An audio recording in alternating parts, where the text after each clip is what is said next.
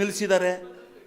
ಮುಂದೆ ನಮಗೇನು ಕೊಡ್ತಾ ಇಲ್ಲ ಹಣನ ಹೆಚ್ಚುವರಿಯಾಗಿ ಹಾಗೆ ಇದನ್ನು ಅದ್ರ ಜೊತೆಗೆ ನಮಗೆ ಆ GST ಇದನ್ನು ಪರಿಷ್ಕರಣೆ ಮಾಡ್ತಕ್ಕಂಥ ಕಾನೂನಲ್ಲಿತ್ತ ಏಕಮುಖವಾಗಿ ಇವರು ಕೇಂದ್ರ ಸರ್ಕಾರ ತಗೊಳೋದಾದರೆ ನಮ್ಮನ್ನು 50-50 ಶೇರಿಂಗಿಗೆ ತಗೊಂಡು ನಮ್ಮ GSTಗೆ ಯಾಕೆ ಇವ್ರು ಪಾಲಿ ಬರಬೇಕಾಯಿತು? ಇದನ್ನು ನಾವು ಭಾಳ ಪ್ರಮಾಣವಾಗಿ ಕೇಳಬೇಕಾಗಿದೆ, ಚರ್ಚೆ ಆಗಬೇಕು.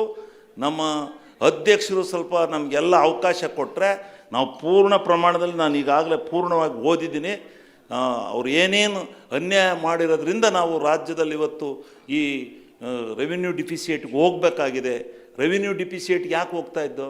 ಇವರು GST ಪರಿಷ್ಕರಣೆ ಮಾಡದೇ ಇದ್ದರೆ ನಾವೀಗ 1,93,000 ಕೋಟಿ ನಿಂತಿದ್ದೀವಿ, ಇವತ್ತು ಬಂದು ನಿಲ್ತೀವಿ ಪುರಸ್ಕೃತ ಅಂದಾಜಿನಲ್ಲಿ. ಪ್ರಶ್ನೆ ಅದೇ, 3 ಪ್ರಶ್ನೆನೇ ಅವು.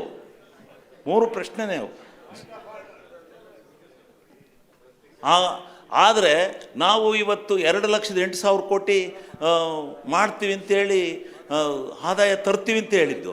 ಆದರೆ ಅದಕ್ಕೆ ರೀಚ್ ಆಗದೇ ಇರೋದ್ರಿಂದ ನಾವು ರೆವಿನ್ಯೂ ಡಿಫಿಸಿಯೇಟ್ಗೆ ಹೋಗ್ಬೇಕಾಯ್ತು. ಇವತ್ತು ಯಾಕೆ ರೆವಿನ್ಯೂ ಡಿಫಿಸಿಯೇಟ್ಗೆ ಹೋಗ್ತಾ ಇದ್ದೀವಿ? ಇದೆಲ್ಲವುದನ್ನು ಕೂಲಂಕುಷವಾಗಿ ಹೇಳಬೇಕು. ಇವನ್ನ ನಾವು ಅವ್ರಿಗೆ ದಬಾಸಕ್ಕೆ ಈ ಕೇಂದ್ರ ಸರ್ಕಾರದಲ್ಲಿ ಈ ಕೇಂದ್ರ ಹಣಕಾಸು ಆಯೋಗದ ಒಂದು ಸೂಪರ್ ಬಾಡಿ ಅಂತೇಳಿ ನಾವು ತಿಳ್ಕೊಂಡಿದ್ವಲ್ಲ, ಇದನ್ನು ಕಾಲಕ್ಕೆ ಯಾವ ರೀತಿ ಬೇಕು, ಯಾವ್ಯಾವ ರೀತಿ ಬೇಕು, ಎಲ್ಲ ರಾಜ್ಯಗಳಿಗೂ ಒಂದೇ ಥರ ಮಾಡ್ತಾರಾ, ಇಲ್ಲ ರಾಜ್ಯಗಳಲ್ಲಿ ಭಿನ್ನಾಭಿಪ್ರಾಯ ಮಾಡ್ತಾರಾ? ಈ ಕೇಂದ್ರ ಸರ್ಕಾರದ ಆರ್ಥಿಕ ನೀತಿ ಸರಿ ಇಲ್ಲ ಅಂತಕ್ಕಂಥದ್ದು ನಾವು ದಬಾಶೆ ಹೇಳಬೇಕಾದ್ರೆ ಇದ್ರ ಬಗ್ಗೆ ಸ್ವಲ್ಪ ಮಾಹಿತಿ ಬೇಕಾಯಿತು. ಹೇಳಿದ್ದೀನಿ. ಆಮೇಲೆ ಶಿವಲಿಂಗೌಡ್ರೆ, ನಿಮ್ಮ ಮಾಹಿತಿ ಎಲ್ಲ ಸರಿ ಇದೆ, ಇದು CLP ಅಲ್ಲ. ಇಲ್ಲಿ ಪ್ರಶ್ನೆ ಏನು ಅದು ಕೇಳಿ, ನೀವು ಉತ್ತರ ಕೊಡ್ತಾರೆ. ಬೇರೆ ಎಲ್ಲರೂ ಪ್ರಶ್ನೆ ಕೇಳಬೇಕಲ್ಲ, ಚರ್ಚೆಯಲ್ಲಿ ಅಸೆಂಬ್ಲಿ ಮಾಡ್ಬೋದು, CLP ಅಲ್ಲಿ. ಆಮೇಲೆ ಇನ್ನು ಒಂದೇ ಒಂದು ಪ್ರಶ್ನೆ ಸೆಂಟ್ರಲ್ಲಿ ಸ್ಪಾನ್ಸರ್ ಸ್ಕೀಮ್ಸ್ ಏನಿದಾವೆ ಅವಕ್ಕೆ ನಮ್ಮ ಮಧ್ಯೆ ಏನು ನಿಬಂಧನೆ ಆಗಿರುತ್ತೆ, ಆ ನಿಬಂಧನೆಯನ್ನು ಹೊರತುಪಡಿಸಿ ಅವರು ಅದಕ್ಕೆ ಕೊಡಬೇಕಾದಂಥ ಹಣವನ್ನು ನಮಗೆ ಸಕಾಲಕ್ಕೆ ಕೊಡದೇ ಇರೋದ್ರಿಂದ, ಈಗ ಜಲ್ ಜೀವನ್ ಮಿಷನ್ ಹೇಳಿದರೆ ಈ ರೀತಿ ಅನೇಕ ಸ್ಕೀಮ್ಗಳು ಎಲ್ಲ ಸ್ಕೀಮಲ್ಲೂ ಹಂಗೆ ಮಾಡಿದ್ದಾರೆ. PMAYನಲ್ಲೂ ಹಂಗೆ ಮಾಡಿದ್ದಾರೆ, ಎಲ್ಲವರಲ್ಲೂ ಹಂಗೆ ಮಾಡಿದ್ದಾರೆ. ಸೆಂಟ್ರಲ್ಲಿ ಸ್ಪಾನ್ಸರ್ ಸ್ಕೀಮಲ್ಲಿ ನಮ್ಗೆ ಅನ್ಯಾಯ ಮಾಡ್ತಾ ಇದ್ದಾರೆ. ಆ ಸ್ಕೀಮ್ಗಳ ಬಗ್ಗೆ ನಾವು ದಬಾಶೆಯಲ್ಲಿ ಮಾತಾಡಿದರೆ ಇದನ್ನು ಕೊಡದೇ ಇರ್ಬೋದಾ? ಅವರು ಯಾಕೆ ಹಿಂಗೆ ಮಲ್ತಾ ಇದ್ದವ್ರನ್ನ ತರ್ತಾರೆ, ದಬಾಯಿಸ್ಬೋದಾ ಅಂತೇಳಿ ಕೇಳಿದೆ ಅಷ್ಟೇ. ಓಕೆ, ಎಲ್ಲ ಸೈಲೆಂಟ್ ಕೂತ್ಕೊಳ್ಳಿ, ಉತ್ತರ ಕೊಡ್ತೇವೆ ಒಬ್ಬೊಬ್ರು. ಬೇರೆ ಪಡ್ಡೆ ಉತ್ತರ ಕೊಡಲಿ. ಮತ್ತೆ ಮೈಕ್ ಅವರೆಲ್ಲ ಮೈಕ್ ಕರೆಕ್ಟ್ ಇಟ್ಕೊಳ್ಳಿ. ಶಿವಲಿಂಗೇಗೌಡ ಹೇಳಿಸ್ತಾ ಇದೆಯಾ? ನೀ ಹೇಳಿದ್ದು ಸರಿ ಇದೆ. ಕೇಂದ್ರ ಸರ್ಕಾರ ಮಲತಾಯಿ ಧೋರಣೆನ ನಮ್ಮ ರಾಜ್ಯಕ್ಕೆ, ವಿಶೇಷವಾಗಿ ನಾನ್ ಕಾಂಗ್ರೆಸ್ ಗೌರ್ಮೆಂಟ್ಗಳಿಗೆ ತೋರಿಸ್ತಾ ಇರ್ತಕ್ಕಂಥದ್ದು ಸತ್ಯ ಇದೆ. ನಾನ್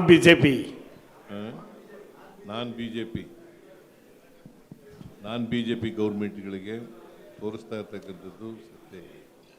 ಯಾಕಂದರೆ 15ನೇ ಹಣಕಾಸಿನ ಆಯೋಗದಲ್ಲಿ ನಮಗೆ ಒಂದು ರಿಪೋರ್ಟನ್ನು ಕೊಟ್ಟಿದ್ರು ಅಧ್ಯಕ್ಷರು. ಏನಪ್ಪ ಅಂತಂದರೆ, ನಮಗೆ ಡೆವಲ್ಯೂಷನಲ್ಲಿ ಕಡಿಮೆ ಆಗಿದೆ ಅಂತೇಳಿ ವಿಶೇಷ ಗ್ರ್ಯಾಂಟ್ಸ್ ಕೊಟ್ಟು, ಆ ವಿಶೇಷ ಗ್ರ್ಯಾಂಟ್ಸ್ ಏನಪ್ಪ ಅಂತಂದರೆ ವಿಶೇಷ ಗ್ರ್ಯಾಂಟ್ಸ್ ಏನಪ್ಪ ಅಂತಂದರೆ 5,495 ಕೋಟಿ ರೂಪಾಯಿ ವಿಶೇಷ ಗ್ರ್ಯಾಂಟ್ಸನ್ನು ಕೊಟ್ಟರು. ಆಮೇಲೆ ಪೆರಿಫೆರಲ್ ರಿಂಗ್ ರೋಡ್ಗೆ ಬೆಂಗಳೂರಿನಲ್ಲಿ 3,000 ಕೋಟಿ ಕೊಟ್ಟಿದ್ದರು. ಆಮೇಲೆ ಕೆರೆಗಳ ಅಭಿವೃದ್ಧಿಗೆ 3,000 ಕೋಟಿ ಕೊಟ್ಟಿದ್ದರು. ಒಟ್ಟು 11,495 ಕೋಟಿ ಕೊಟ್ಟಿದ್ದರು. 1 ರೂಪಾಯಿನೂ ಕೊಡಲಿಲ್ಲ. ಅಷ್ಟೇ ಅಲ್ಲ, ಅಪ್ಪರ್ ಭದ್ರಾ ಯೋಜನೆಗೆ 5,300 ಕೋಟಿ ರೂಪಾಯಿ ಕೊಡ್ತೀವಿ ಅಂತ ಹೇಳಿದರು. ಬಜೆಟ್ನಲ್ಲೇ ಘೋಷಣೆ ಮಾಡಿದರು. 1 ರೂಪಾಯಿನೂ ಇವತ್ತಿನವರೆಗೆ ಕೊಡಲಿಲ್ಲ. 2023-24 ಹೇಳಿದ್ದದು, ಅದನ್ನು ಇವತ್ತಿನವರೆಗೂ ಕೊಟ್ಟಿಲ್ಲ. ಸೊ ಅದರಿಂದ ಕೇಂದ್ರ ಸರ್ಕಾರ ಭಾಳ ಮಲ್ತಾಯಿ ಧೋರಣೆ ತೋರಿಸ್ತದೆ. ಅಷ್ಟೇ ಅಲ್ಲ, ನಮಗೆ ಕೊಡಬೇಕಾಗಿರ್ತಕ್ಕಂಥ ಹಣನೂ ಕೂಡ ಸರಿಯಾಗಿ ಕೊಡ್ತಾ ಇಲ್ಲ. ಈಗ ಮುಖ್ಯಮಂತ್ರಿಗಳ ಎಂಥದ್ದು ಮಹಾತ್ಮ ಗಾಂಧೀಜಿಯವರ ನರೇಗಾ ಮನ್ರೇಗಾ ಅದು ಇವತ್ತು ರಾಜ್ಯಗಳ ಮೇಲೆ ಬರೆಯಾಗ್ತಕ್ಕಂಥ ಕೆಲಸವನ್ನು ಮಾಡಿದ್ದಾರೆ. ವೇತನ ಎತ್ತಲ್ಲ, ವೇತನ 100% ಕೊಡ್ತಿದ್ರು ಕೇಂದ್ರ ಸರ್ಕಾರ. ನರೇಂದ್ರ ಮೋದಿ ಅವ್ರ ಕಾಲದಲ್ಲಿ ಶುರುವಾದದ್ದು 2004ರಲ್ಲಿ. ಆಮೇಲೆ ಮನಮೋಹನ್ ಸಿಂಗ್ರವ್ರ ಕಾಲದಲ್ಲಿ ಶುರುವಾಗಿದ್ದರು. ಮನಮೋಹನ್ ಸಿಂಗ್ರವ್ರ ಕಾಲದಿಂದ ಇವತ್ತಿನವ್ರಿಗೆ ನಡ್ಕೊ ಬಂದಿತ್ತು 20 ವರ್ಷಗಳಿಂದ. ಈಗ ಅದನ್ನು ಮನ್ರೇಗನ ಬದಲಾವಣೆ ಮಾಡಿ VBG ರಾಮ್ಜಿ ಅಂತ ಮಾಡಿದ್ದಾರೆ. VBG ರಾಮ್ಜಿ ಅಂತ ಹೊಸ ಕಾಯ್ದೆಯನ್ನು ಮಾಡಿದ್ದಾರೆ. ನಮ್ಮ ಮನ್ರೇಗನ ಕಾಯ್ದೆಯನ್ನು ರಿಪೀಲ್ ಮಾಡಿದ್ದಾರೆ. ರಿಪೀಲ್ ಮಾಡಿ ಈಗ ಹೊಸ ಕಾಯ್ದೆಯನ್ನು ಮಾಡಿ, ಸೊ ಇದರಲ್ಲಿ 40% ರಾಜ್ಯಗಳು ಕೊಡಬೇಕು ಪಾಲನ್ನು, 60% ಕೇಂದ್ರ ಸರ್ಕಾರ ಕೊಡ್ತದೆ ಅಂತ ಹೇಳಿದ್ದಾರೆ. ಸೊ ಅದರಿಂದ ರಾಜ್ಯಗಳ ಮೇಲೆ ಹೊರೆ ಹೊರಿಸ್ತಕ್ಕಂಥ ಕೆಲಸವನ್ನು ಮಾಡಿದ್ದಾರೆ. ಅವರು ಒಂದಲ್ಲ, ರಾಜ್ಯ ಸರ್ಕಾರಕ್ಕೆ ದೊಡ್ಡ ಅನ್ಯಾಯವನ್ನು ಮಾಡ್ತಾ ಬಂದಿದ್ದಾರೆ. ಜೊತೆಗೆ ಅವರೇ ಒಪ್ಕೊಂಡಿರ್ತಕ್ಕಂಥದ್ದನ್ನು ಕೂಡ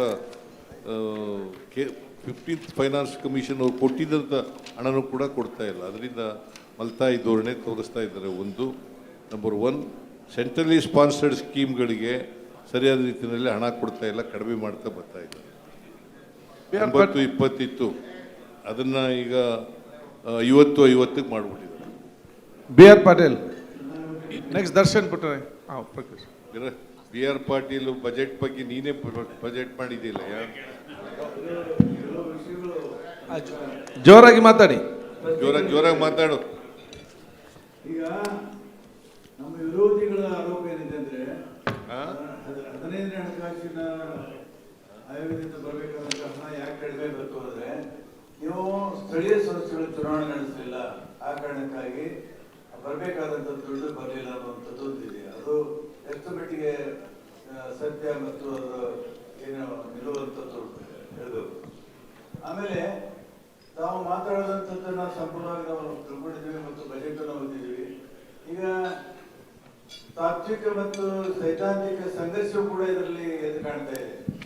ಅದಕ್ಕೆ ಕೇಂದ್ರದ ಅನ್ಯಾಯದ ವಿರುದ್ಧ ಮತ್ತು ಕೇಂದ್ರದ ಪಕ್ಷಪಾತ ಧೋರಣೆ ವಿರುದ್ಧ, ಫೆಡರಲ್ ಸ್ಟ್ರಕ್ಚರ್ ವಿರುದ್ಧ, ನಮ್ಮ ಗೊತ್ತಿದ್ದ ಇಂಡಿಯಾ ಯೂನಿಯನ್ ಆಫ್ ಸ್ಟೇಟ್, ಇದು ಭಾರತ ಒಂದೇ ಅಲ್ಲ, ಯೂನಿಯನ್ ಆಫ್ ಸ್ಟೇಟ್ ಇದು.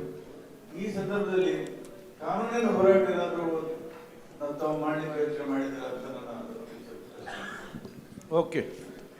ಕಾನೂನಿನ ಹೋರಾಟನೂ ಕೂಡ ಯೋಚನೆ ಮಾಡ್ತಾ ಇದ್ದೀವಿ, ಪರಿಶೀಲನೆ ಮಾಡ್ತಾ ಇದ್ದೀವಿ, ಅಲ್ಲಿಗೂ ಕೂಡ ಮಾಡ್ತಕ್ಕಂಥ ಕೆಲಸವನ್ನು ಮಾಡ್ತೇವೆ. ಅವರು ಸುಳ್ಳು ಅಪಪ್ರಚಾರವನ್ನು ಮಾಡ್ತಾ ಇದ್ದಾರೆ. ಅದಕ್ಕೂ ಈಗ ಈ ಗ್ಯಾರಂಟಿ ಯೋಜನೆಗಳಿಗೆ ನಮ್ಮ ಹತ್ರ ಸುಳ್ಳು ಅಪಪ್ರಚಾರ, ಗ್ಯಾರಂಟಿ ಯೋಜನೆಗಳಿಂದ ದುಡ್ಡಿಲ್ಲ ಕೇಂದ್ರ ಸರ್ಕಾರ ರಾಜ್ಯ ಸರ್ಕಾರದಲ್ಲಿ ಅಂತಕ್ಕಂಥದ್ದು ಸುಳ್ಳು. ನಾವು 52,000 ಕೋಟಿ ರೂಪಾಯಿ ಕೊಟ್ಟಿದ್ದೀವಿ ಪ್ರತಿ ವರ್ಷ. ಇಲ್ಲಿವರೆಗೆ ಗ್ಯಾರಂಟಿ ಯೋಜನೆಗಳಿಗೆ ಖರ್ಚು ಮಾಡಿರ್ತಕ್ಕಂಥ ಹಣ 1,21,000 ಕೋಟಿ. ಫೆಬ್ರವರಿ ಎಂಡಿಗೆ ಕೋಟಿ.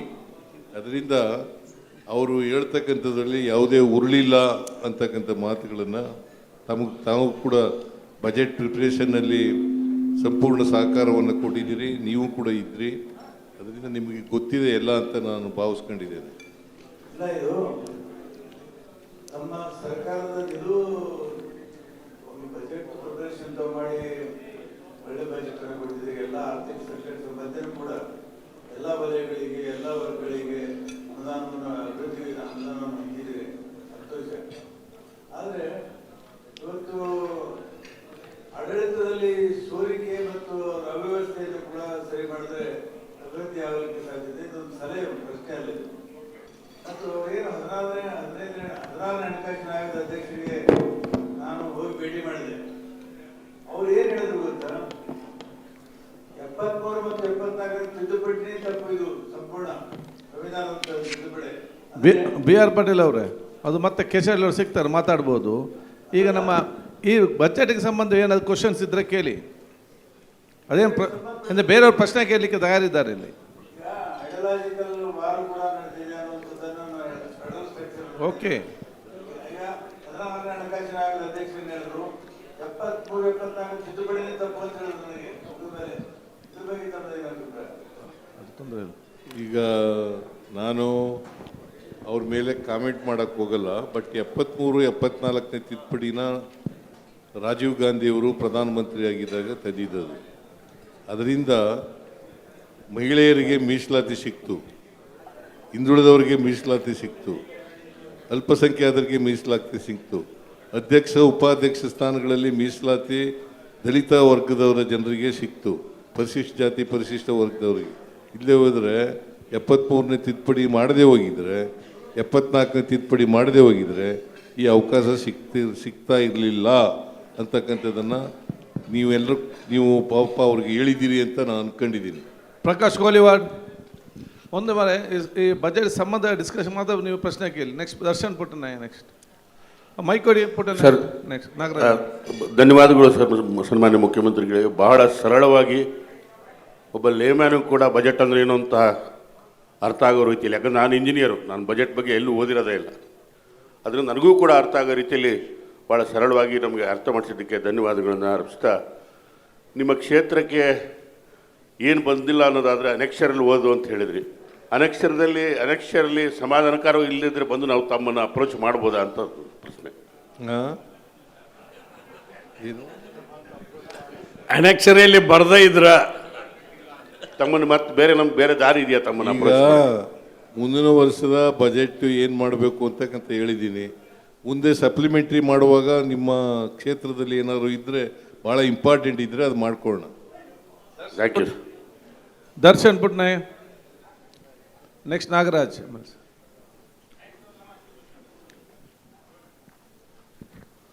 ಆ ಮೈಕ್ ಕೊಡಿಯವರು ಬೇಗ, ಏನು ಮಾಡ್ತೀರಿ? ಮೂರು ಮೈಕ್ ಹಿಡ್ಕೊಂಡು. ನಮಸ್ಕಾರ. ನಮಸ್ಕಾರ. ನನ್ನ ಪ್ರಶ್ನೆ ಇರೋದು ಡಿಸೆಂಟ್ರಲೈಸೇಷನ್ ಮತ್ತು ಫಿಸಿಕಲ್ ಡೆವಲ್ಯೂಷನ್ ಟು ಲೋಕಲ್ ಬಾಡೀಸಿಗೆ ಯಾವ ಮಾನದಂಡದ ಮೇಲೆ? ಏನು ಕೇಳಿಸಲ್ಲ ಸರಿಯಾಗಿ? ಹಲೋ, ಕೇಳಿಸ್ತಾ ಇದೆ ಈಗ?